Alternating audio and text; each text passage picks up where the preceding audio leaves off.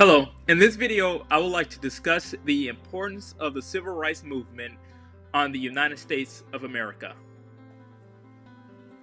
Many would argue that the civil rights movement started on July 26, 1948, when President Harry Truman issued the executive order to end segregation in the armed services.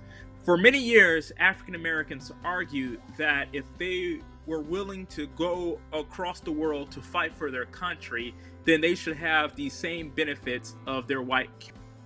In the year of 1954, arguably the most important landmark Supreme Court case occurred. The Brown versus Board of Education was a case to decide whether or not public schools should be segregated or desegregated.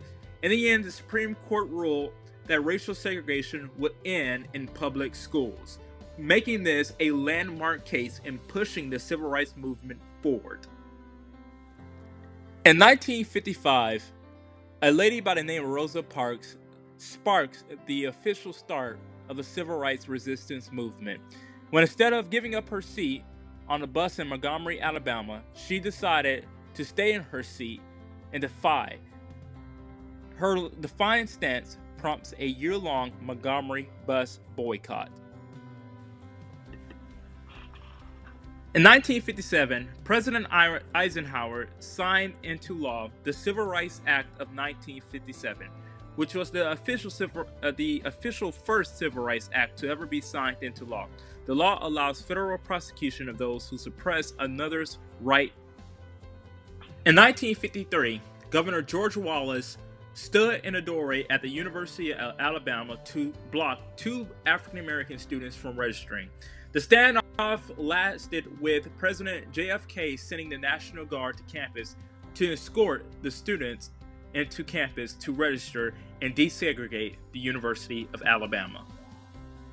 That same year, in 1963, approximately 250,000 people took part in a March of Washington, where they were able to hear the famous "I Have a Dream" speech delivered by Reverend Martin Luther King, in which he inspired millions to continue the good fight of the civil rights movement and fight and stand for what they believed in.